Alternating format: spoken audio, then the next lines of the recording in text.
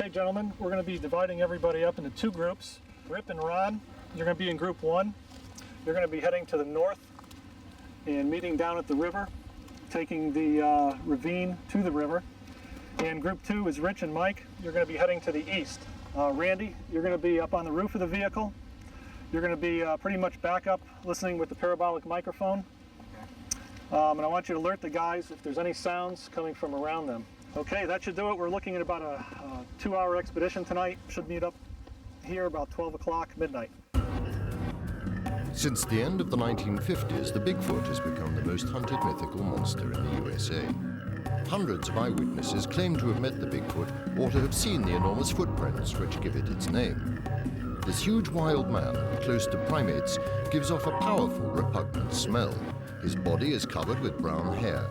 Sightings have been reported in most North American states. A May evening in the forests of Virginia, the International Bigfoot Society team is out hunting. William Dranginis has actually met the Bigfoot. Since that meeting, he has become a dedicated tracker.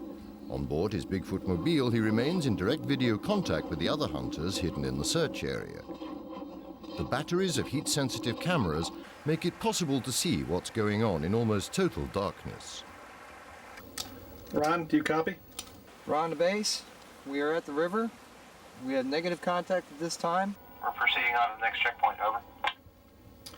Okay, that sounds good. I got you on the thermal monitor. Everything looks clear. There's no other animals or people around you, so continue on. Over. Perched on the roof of the Bigfoot mobile, Randy broadcast a recorded cry of a Bigfoot to try to get the creature to react. Rich and Mike are making their way through the forest. Their infrared camera has sensed something.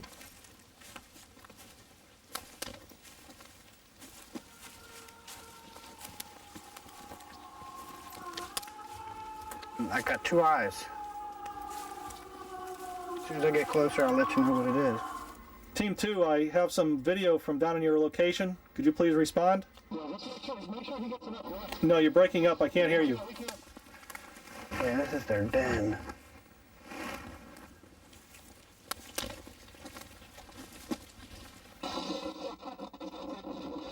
No, you're still breaking up. The image is gone now. I can't see anything. Never mind, they're just fox. False alarm. It's 3 baby fox. Okay, yes, I do have you now. Copy that. Since my sighting, my whole life has changed. I've devoted myself pretty much into trying to find this creature. The more time I spend trying to locate it, the more I want to leave it alone. But as human nature has it, I'm very inquisitive and I want to search for answers. Back home after another night's hunting, William checks out the equipment he has specially designed to track the Bigfoot. William is a technician for one video monitoring company, but his Bigfoot mobile is better equipped than a TV station. On the roof, he has installed 2 thermal imaging cameras. The camera, attached to a 9-meter mast, can film in a full circle around the truck. He also has several other portable thermal imaging and infrared cameras on board, and a gun firing hypodermic darts to put the animal to sleep. You can never be too careful. In the great tradition of famous inventors, William develops and improves his detection gadgets in his own garage. He believes he knows why no one has yet caught a Bigfoot. I believe these creatures could actually hear into the ultrasonic range. Most of electronic equipment today produces ultrasonic sounds that humans can't hear, but I do believe the Bigfoot can hear.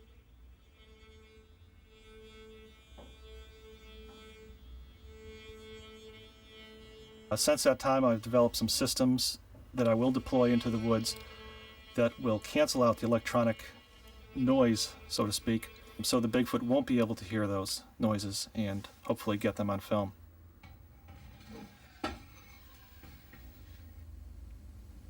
William has mapped the sightings of the Bigfoot in the region based on the many eyewitness reports he receives. He intends to explore all the zones and dedicate his life to finding this animal, shadowboxing with the Bigfoot.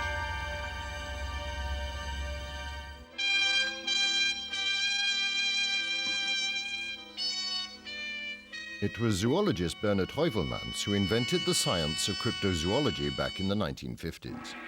Cryptozoology focuses on the quest for unknown animals. The objective is to prove the existence of animals that traditional sciences refuse to accept. Among the animals which Heuvelmans studies, hominids take pride of place. Several zoologists in the world are now trying to discover and define unknown animals in a systematic way. In fact, we founded a new science, which Anderson and I called cryptozoology, or the science of hidden animals. How do we study them? By the tracks, trails and signs they leave in nature. For example, there are hundreds of eyewitness accounts concerning the abominable snowman, the Yeti. Why have so many extraordinary creatures been reported at so many different places on Earth? For example, the Bigfoot in North America, the Yeren in China, the Bar-Manu in Pakistan, the Almasti in the Caucasus, the Ingoirung in Vietnam, the Yowie in Australia, the Kikomber in Africa, the Orang Pendek in Sumatra, and the famous Yeti in Tibet, the cry of which is familiar to so many Sherpas. So, imagination or reality? In some cases, so-called proof has been disproved, like this photo of a Yeti, which turned out to be a rock. In 1920, Swiss anthropologist Francois Lois, on a mission to Brazil, presented his discovery, the Ameranthropoid, the man-monkey of Amazonia, to the scientific community. But it turned out to be a pitiful hoax. In 1968, the case of the frozen man caught the attention of the press all over the world. This was an attraction presented in fun fairs in America by a certain Frank Hansen. Heuvelmans and his colleague Sanderson examined the creature and declared the relic to be a Neanderthal man, a prehistoric man in the 20th century. For the first time, science possessed a body which could prove that wild men exist. But Hansen took fright, and the evidence disappeared. Heuvelmans failed to convince other scientists. The frozen man mystery was never solved. In 1967, a unique cryptozoological document caused a sensation. This was the first film of a Bigfoot shot by Roger Patterson and Robert Gimlin in Bluff Creek, Northern California. In Los Angeles, Peter Byrne, one of the most famous Bigfoot hunters, is very familiar with this mythical film. He's convinced it's not a fake. I think it's an authentic piece of footage of an unknown primate. When I took it to Disney Studios years ago, they said that's a marvelous piece of footage. Patterson was not capable of creating something like that. I don't think he was. Peter Byrne has spent his whole life as an explorer in the pure English tradition. He's passionately interested in wild animals. His many expeditions took him to India, Africa, and especially Tibet, looking for the Yeti. On his return to the United States, he focused on the Bigfoot in Patterson's film. In 1972, Byrne returned to the exact place where Patterson shot his film and took several photographs there, positioning his assistant and a ruler to measure distances in the place where the animal had passed. In this way, he was able to estimate the animal's height. Apparently, the Bigfoot is over 7 feet tall.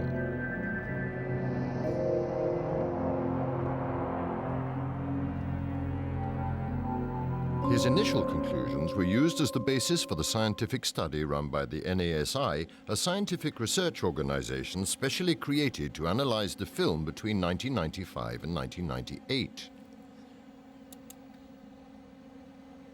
To extend Byrne's conclusions, NASA scientists carefully studied frames from the film to try to estimate the size of the foot sole from the dimensions of a branch on the ground. With these two elements, the researchers stated that the Bigfoot measured over 2 meters and 22 centimeters in height, that its chest is over 2 meters 10 centimeters in circumference, and that it weighs 880 kilos. These dimensions cannot be those of a man. The conclusion of the report is clear. If it is not a man, it must be an unknown primate resembling a man. Not long before he died, Roger Patterson, he said to me, because he was very bitter about the fact that nobody believed him. Everybody thought the film was faked. And he said to me, you know, Peter, we should have shot that thing. then we would have had a body, and then people would have believed us. At Florida University, David Daegling and Daniel Schmidt, two specialists in the locomotion of primates, have a very different view of Patterson's film. This was a film that was taken in 1967. The guy was pretty far away. He was chasing after this thing. You can see it heading off. And you'll see the guy, it walks along, it looks behind apparently, and walks along with a real steady flow. People have described this creature as gliding along. So one of the things that's been claimed about the film is that nobody, no human who was trying to fake this could walk with as long a stride or as fast as that creature was on the videotape. So let's look at Dr. Daegling here, just walking with a normal gait. You'll see he has a small little stride, his body rises up and down just like yours and mine does, and he'll walk back, and he can only go about 2.5 meters per second before he's got to break into a jog. But if he changes just one thing about his gait, if he just lets his knees flex down when he goes, go ahead, he can stretch out his stride and change the speed he walks at and the stride he walks at. A person dressed up in a suit could mimic the speed and the stride that this Bigfoot supposedly has, and so that based on simple scientific principles, if you have two equal conclusions, one that you've got a Bigfoot and then the other it's a person in a Bigfoot suit, and they're equal, you take the simplest one, the one that is more reasonable to believe, which is to say that Dave could have dressed up in a Bigfoot suit, and so could all of you. So what we've learned today is that by changing your gait, anyone can be a Bigfoot. And now it means that now it's your turn to go out there and be Big Feet. There have been two scales that have been used to For estimate Dr. the height David and the Daegling, weight the Nessie of this film arguments do not subject. hold water. How can you believe in the existence of a creature weighing 880 kilos, 5 times the weight of an adult male gorilla?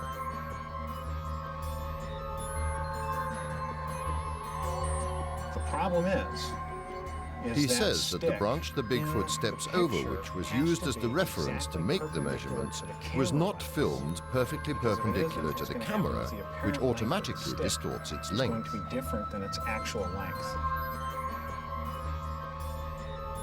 A pretty good costume is the way we'd conclude this. So once we establish that there's nothing on this film you can measure reliably, it means that we can't tell how large this creature was. So we can't rule out a hoax hypothesis.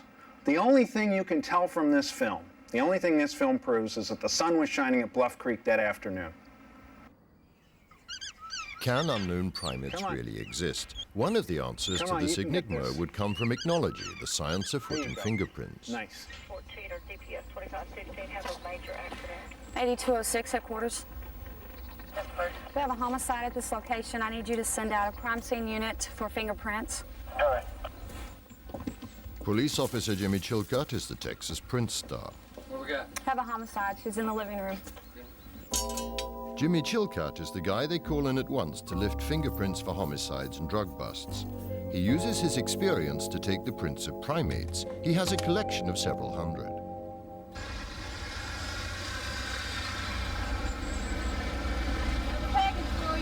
Oh, thank you.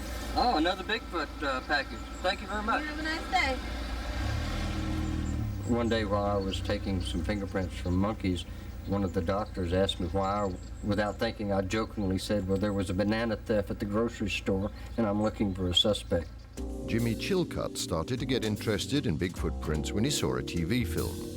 He obtained several unidentified casts from the specialist for examination. One of these prints convinced him that an unknown primate is living in the United States. He's tried to persuade other police officers to no avail. This is a human footprint. You'll notice that the ridges run horizontally across the width of the foot. On a primate, such as a gorilla, you'll notice the ridges run diagonally across the side of the foot. On this Bigfoot casting, you'll notice that the ridges run vertically down the length of the foot. This does not occur in humans or in non-human primate.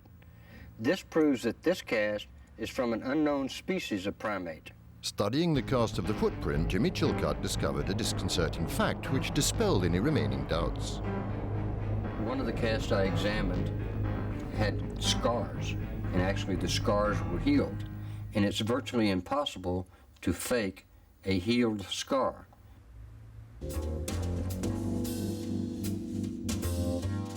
For Jimmy Chilcott, human and animal prints are a secret story he decodes under the digital scrutiny of his two children.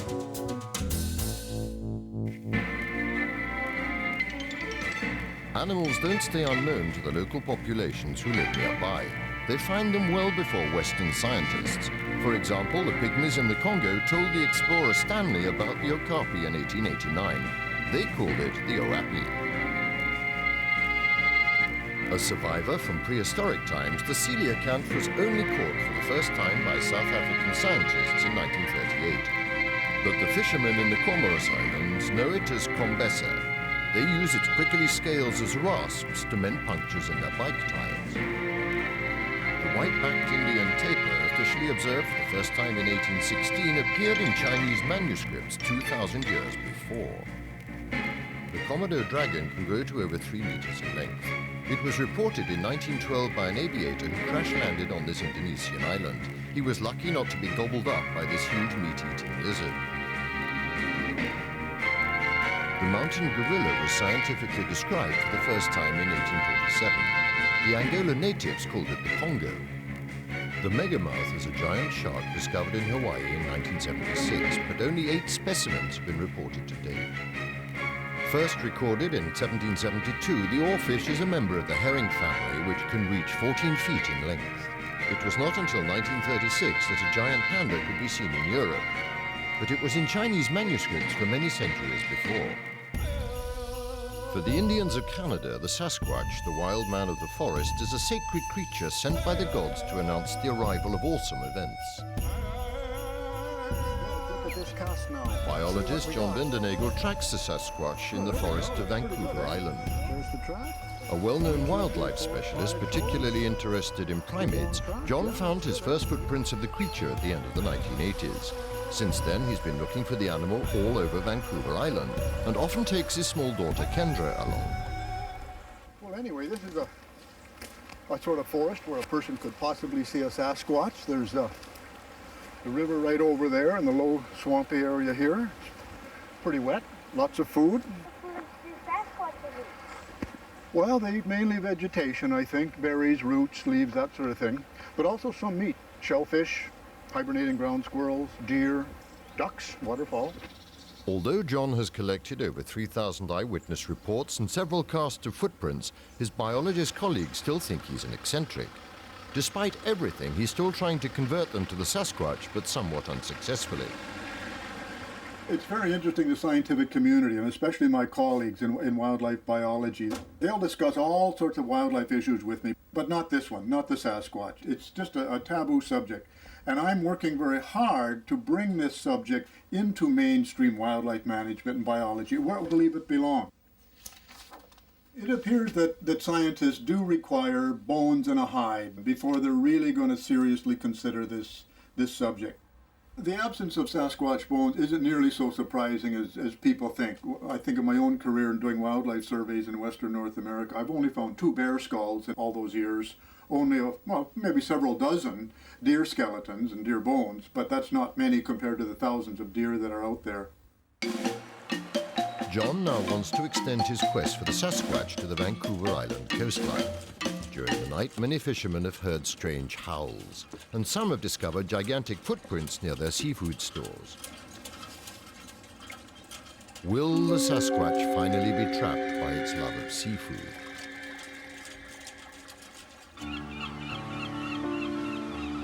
Scientists do not always agree when a new animal is discovered. The body of a marine monster was washed up on St. Augustine Beach in Florida on November the 30th, 1896. All the evidence seems to indicate it was a gigantic octopus. Octopus giganteus Verrill, that's the name of the named it.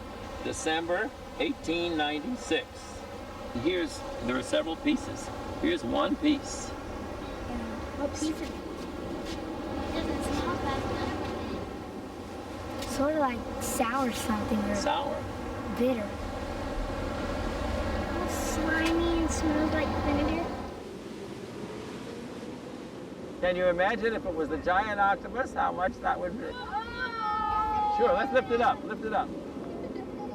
Here is 75 foot on the real giant octopus, 75 foot on the other arm, 50 feet in the center, so that if it was really stretched out on the beach the way we are now, can you imagine it would go from here all the way down the beach to the end, way to the last red shirt.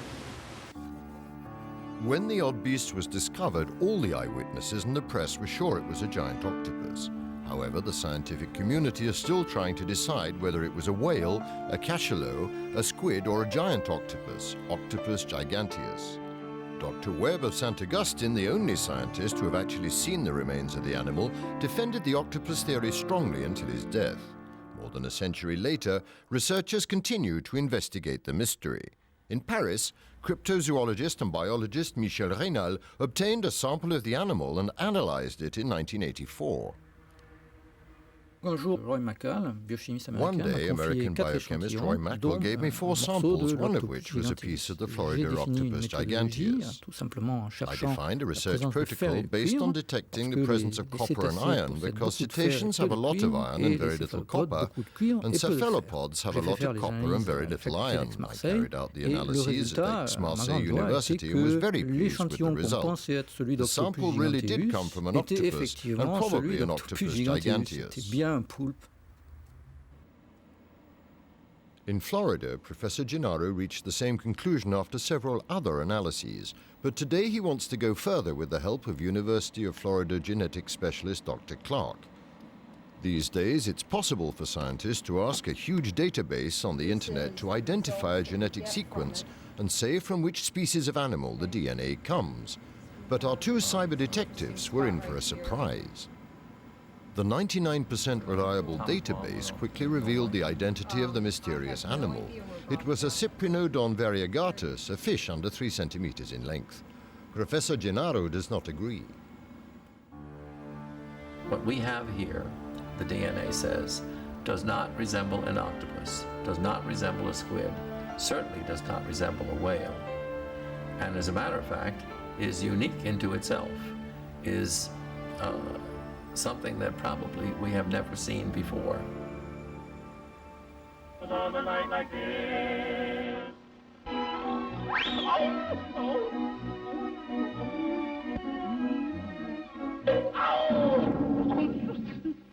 In Veracruz, 3 young Mexican fishermen caught a marine monster which over several years has seized many victims on local beaches. This hideous animal has an eye on each end of its hammer-shaped head. Since man has traveled the seas and oceans, the existence of extraordinary creatures and legendary monsters have stirred the imagination. But truth can be stranger than legends.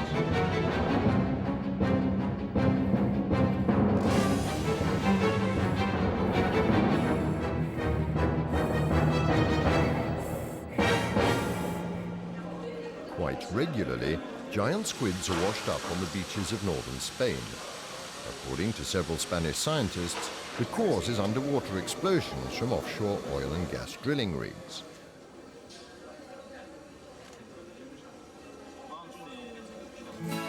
Unlike the oceans, lakes have never cast up their mythical monsters. Loch Ness contains the most famous monster in the world. The lake is 39 kilometers long and contains 7 billion cubic meters of water. Steve Feltham, the solitary hunter of the Loch Ness monster, lives in a caravan on the banks. When I was a 7-year-old on a family holiday, fell in love with the location, the place, the mystery. The fact that there was people hunting for monsters in Loch Ness amazed me, and the interest just grew and grew. In 1991, I sold my house, I quit my job, and I set up here, and I've been up here for now 10 years, nearly 11 years, watching and waiting, trying to spot whatever's in this loch. To pursue his research program, Steve set up home in a strategic place on the lake, in Urquhart Bay, where Nessie seems to spend a lot of time. The legend of Nessie, the Loch Ness monster, starts with a famous photograph taken by Dr. Wilson in 1933. Loch Ness madness reached its peak then. Crowds of curious lake watchers turned up and scores of every kind of explorer tried to prove the existence of the monster of the lake. In 1960, Tim Dinsdale was the first to film the wake of an enormous unidentified swimming creature. Gigantic cages were specifically manufactured and submarines dived into the murky water, but nothing was ever found. Nessie continued to play hide-and-seek with the hunters. Cryptozoologists are detectives who use scientific methods based on tracks, photos, films and eyewitness reports. A true Sherlock Ness, Steve is collecting an account from Ian, a former Scotland Yard police officer. So you've had a sighting, Ian, yeah? Yes, on the 15th of June, 1965, I, along with a friend, was fishing for brown trout on the south shore of Loch Ness, looking towards into Achard Castle, into Achard Bay. And when I saw the surface of the loch was broken by an object that looked exactly like an upturned boat.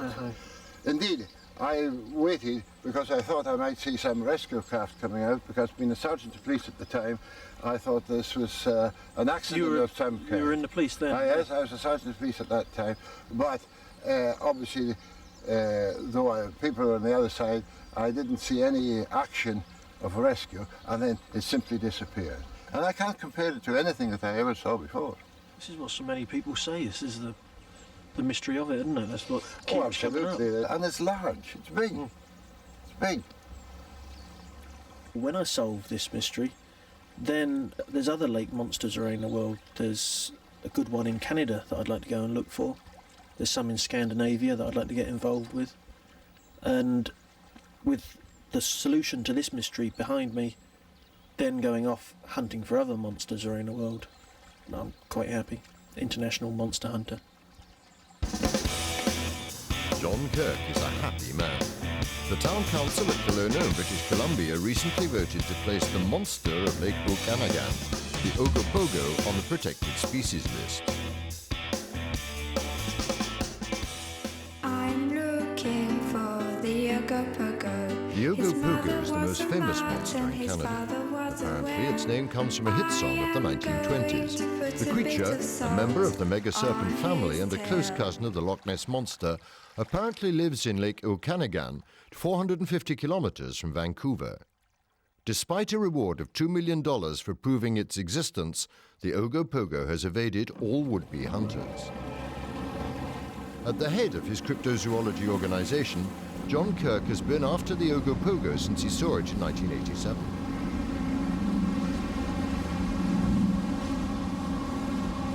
This area has been so fertile in terms of sightings in the last 2 years that 80% of the sightings that have taken place on Okanagan Lake have taken place in this general area here, which I like to call Peachland Bay.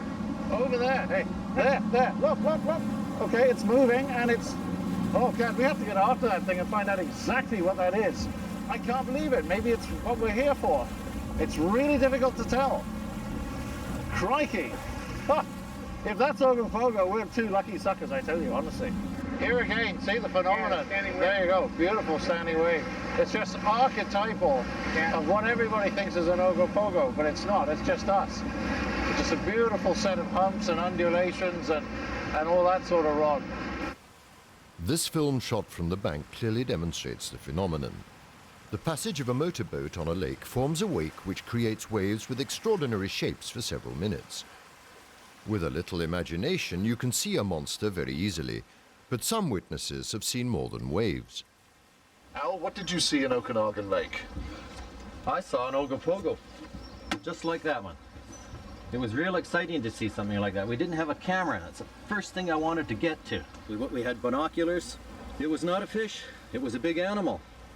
It had to have had a long neck on it because it never made any sign like sway in the water behind like a snake makes. What were your feelings at the time you saw it? Oh, the blood just came to the surface.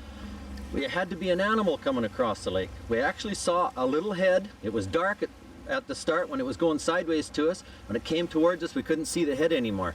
Came all the way across the lake, went down into the water. All of a sudden, it was diving back and forth. We just didn't know what to make of it. This is what we saw coming across the lake. It was a wave, just like about a 12-foot aluminum boat going about 20 miles an hour. That's how the animal would swim. There's no snake form behind it in the water. An animal that's been extinct for 65 million years. It's called a plesiosaur. Is that what you think this creature is? It comes out to be exactly this. What we figure it is a plesiosaurus, or one of the plesiosaurus family. Ogopogo specialists believe it's a night animal. John organizes an underwater expedition to try to approach it.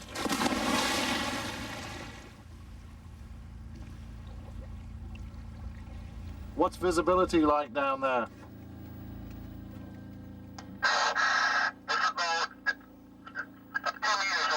If you make visual contact with Ogopogo, gentlemen, please be ready for danger. I don't have visual contact presently with Rick. Where is he? Is he to your west? Do you read me? Over. Try going a little deeper to 35 meters and a slight bearing to the west, please. But the Ogopogo, the mythical creature of Lake Okanagan, did not appear that night either. The legend continues. Now, can you look at the F? The P? Near Boston, the S. Ricky Razdan and Alan Keeler have developed a system called eye tracking, a technical revolution which slaves the movement of the human eye to a computer. Their invention was born from tracking the Loch Ness monster in 1983. Look at the S. Eye tracking technology analyzes what the pupil does when you look at something and makes it possible to transform the eye and the brain into a super remote control. With this system, paraplegics can use computers. It replaces the mouse, and a fighter pilot can control a missile simply by looking at the target. Sonar has been used for several years to plumb the depths of the loch. Interesting echoes have been recorded, but no proof of what caused them. The current crop of investigators includes both believers and unbelievers. The most impressive effort is being made by 2 American electronic engineers. Their large sonar array is designed to track any creature that ventures beneath it and bring back a piece of its flesh with remotely fired dart guns. So far, these bright young scientists have found nothing and don't believe anyone else has. There's not a shred of scientific evidence to support the idea that there's a monster in the loch. Rick and Alan, our 2 engineers, decide to do things on a big scale. This is the first time anyone has installed such an ambitious sonar array in Loch Ness. Their electronic hunt will last 7 weeks. Nessie had better perform. They decide to set up their system in Urquhart Bay, where apparently the monster usually appears. 144 sonars weighing in all over 15 tons broadcast ultrasounds to detect any moving object down to a depth of 33 meters. Whenever a movement is detected, electrical pulses appear on a 144-point grid. Targets over 3 meters long trigger the alarms and fire 9 dart guns. The darts remove a sample of skin from the beast. In fact, the only big catch during the program is a 1-meter-long sturgeon. And what if the monster of the Scottish Loch was simply a giant sturgeon? For some scientists specializing in Loch Ness, this is a distinctly plausible theory, for the truth is that Baltic sturgeons come to the loch each year to lay their eggs. This variety can reach up to 7 meters in length. In the summer heat, sturgeons swim near the surface, causing waves. Their protruding scales make them look like reptiles. On March 13, 1994, the Loch Ness myth was shot down in flames by startling revelations on the front page of the Sunday Telegraph. On his deathbed, a certain Christian Sperling confessed that the famous photo of the monster taken by Dr. Wilson in 1933 was a fake. It was actually a photo of a toy. The long neck and small head were made of putty. The model was fixed to a miniature submarine. The mock-up was just 30 centimeters high. It was the lens used on the camera that created the illusion. Elementary, my dear Wilson. Spray paint it black and drag it out of the Loch Ness under the cameras. And what's the difference in this photograph and the photograph you have? I thought that was the same. Well, this photograph is the enhanced version of the flipper photograph that Robert Rines claims to have had enhanced at Jet Propulsion Laboratories. This is the actual photograph that we obtained from Jet Propulsion Labs. As you can see, it doesn't look anything like the flipper photograph. And they conclusively show that this is a fraudulent picture. So somewhere somebody's gone in and touched it up somehow to make it look like a flipper. We discovered in our research there at the loch that the camera and the sonar unit were not, as claimed in this article by Robert Rines, to be fixed to the bottom of the loch. So, you know, really, this is just totally inconclusive evidence. And you can't base any kind of sound scientific conclusion on the actual evidence.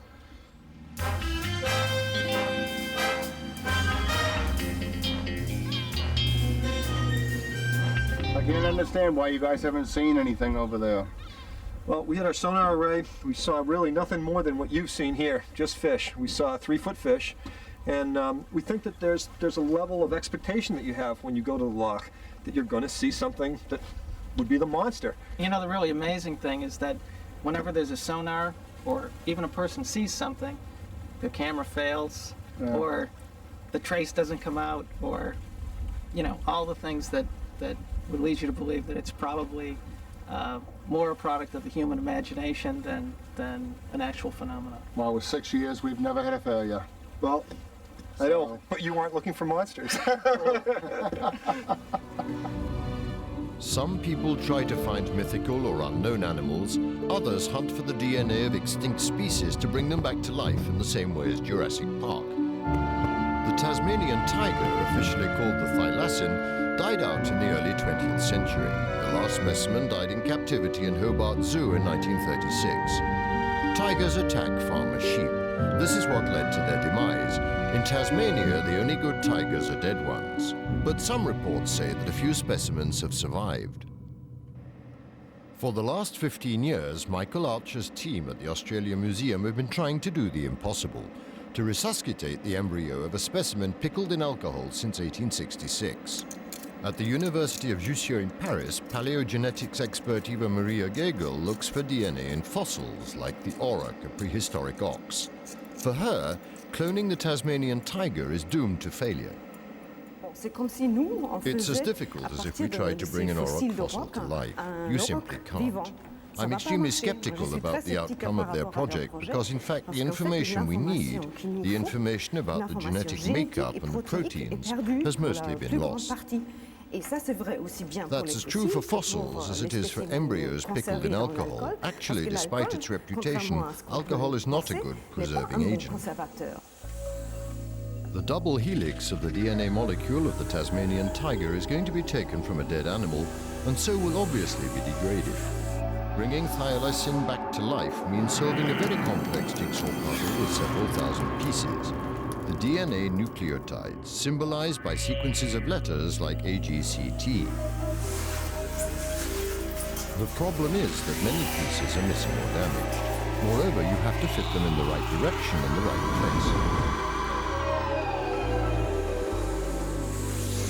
But Professor Archer is sure that it's just a question of time before it works. I'm an optimist that it will. See, I'm a paleontologist. I look backwards through time over the last 600 million years of creatures. And what I see is that there's one message we should take from that record. And life is an amazingly resilient thing. I just don't have any doubt in my mind that we will do it. The question really is not if, but when. With huge resources and a lot of luck, it may be possible to complete the puzzle. But the cell egg containing all the information needed for the decoding will still be missing. In the Paris Natural History Museum, where Dr. Gegel is going today, this project begs a lot of questions. To clone the thylasin, you need a host for the DNA taken from the sample. The Australians want to use the Tasmanian devil, a closely related species. I think that success is quite improbable, because what they're trying to do is clone an extinct species of Tasmanian wolf from a surviving species, the Tasmanian devil. In fact, the two species diverged 16 to 25 million years ago, much longer than the difference between the chimpanzee and man. While waiting for resurrection, thylasin will continue to be an exhibit in a museum.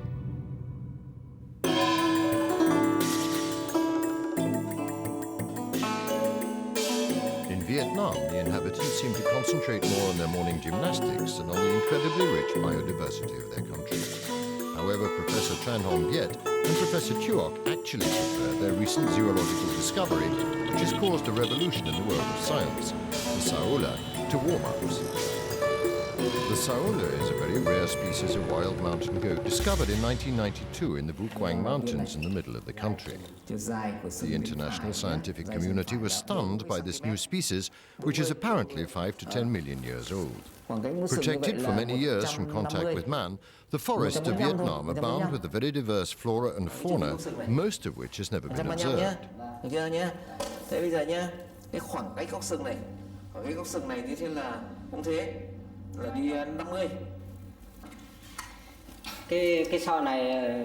Once when I travelled to Hattin, I discovered a skull hanging up in the home of a hunter. I immediately realized it came from a completely unknown species. I asked the hunter to bring me a specimen that was alive. He managed to trap one 6 months later. This is the saola, an animal classified as a member of the antelope, sheep and goat family. In the wet forests of Hattin in the district of Vu Quang in the center of Vietnam, some specimens of the saola may still be hidden. Professor Viet and Professor Tuok have come to palaver with the hunters of the village of Mansion to obtain a live saola. Their idea is to try to breed saolas in captivity. Do you know this animal? Yes, we do. We call it the saola.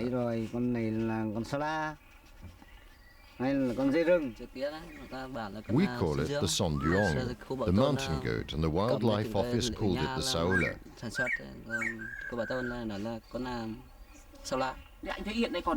Do you still see them often? No, we don't often see them now. We would like you to catch us a live saola so we can breed it. Would you do that?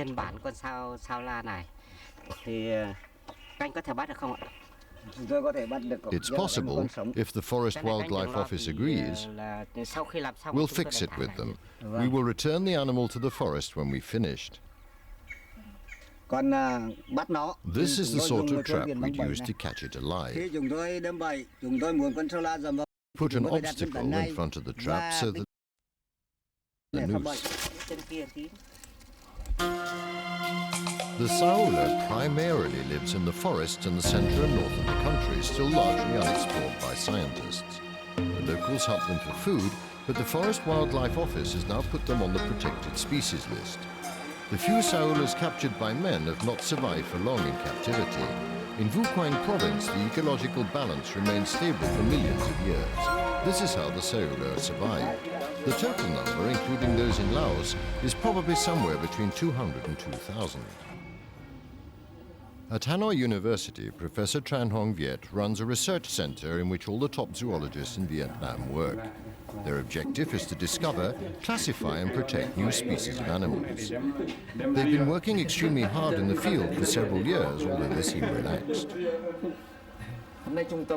Our meeting today aims to present your research on unknown species, so the simplest way is to ask each of you to present your results.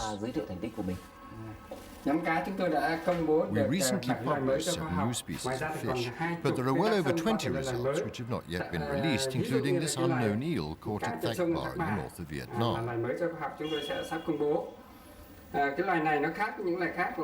The body is covered in white spots and it has long spines on the back.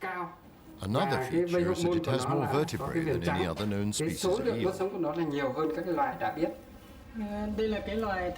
This is a new species of lizard discovered by scientific fieldwork. The largest was found in Huong Song in the province of Hattin in 1998.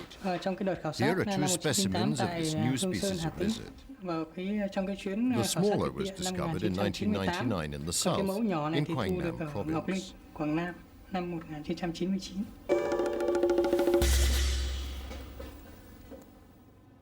Professor Viet has been looking for one of Vietnam's legendary creatures for over 20 years. He possesses the only cast in the world of its footprint. Here is the only cast of the foot of Ngoi Rung, the man monkey of Vietnam, found in Chu Mom Ray in the district of Lake Gia Tum. Up until now, we've discovered 2 kinds of Ngoi Rung in Vietnam. One is very big and the other is smaller.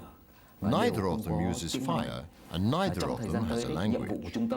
Our center continues research in this region to protect this precious genetic heritage. Nghi là có người rừng phát hiện thật sớm người rừng để tìm cách mà bảo vệ cái người rừng, nguồn gen rất quý của chúng ta. And the discovery of a large unknown mammal like the saola has convinced Professor Viet that the Ngoyi Rung will be his next scientific victory. Symbolizing Vietnam, the saola, like other new species, is threatened by indiscriminate deforestation and the black market in rare species.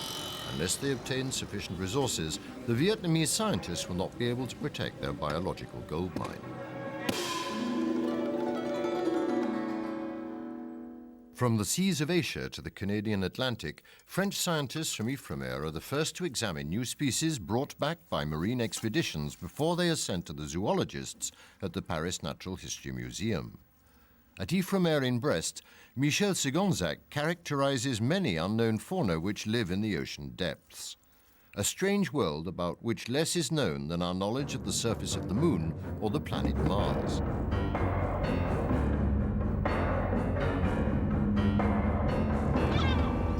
From time to time, Michel Segonzac goes to a rather special market at Port-Conquet near Brest. On this visit, he strikes lucky. Jean-Philippe has caught an odd beast in his nets.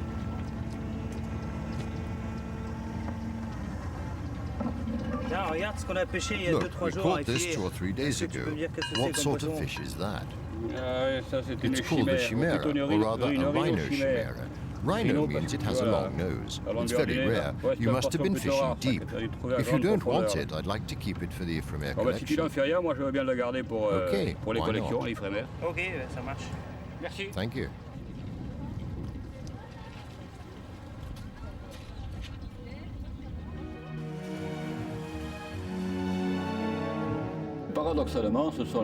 Paradoxically, it's our geologists who bring us back the best images of unknown animals, because their dives explore the bottom for 2, 3 or 4 kilometers, which increases their chances of contact. We have submarines which can resist the enormous pressures encountered 6,000 meters below the surface. No light penetrates to those depths, so you need enough power to feed lights to see and fill the seabeds. Donc il faut avoir une énergie suffisante pour alimenter des projecteurs et pour voir et filmer les fonds marins. From time to time, unidentified monsters swim into the path of the underwater robots. Cousins of Dumbo the elephant living in the depths of the ocean.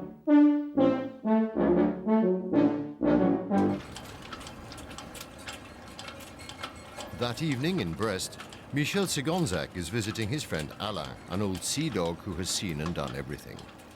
He hopes to surprise him with pictures of an extraordinary creature. I do not believe we shall discover marine monsters like Jules Verne's fictional giant squid, but there are other wonderful mysteries to reveal, like an unknown squid we found with long, slim arms several meters in length. A truly exceptional animal that no one had ever seen before, that has never been caught, and of which virtually nothing is known.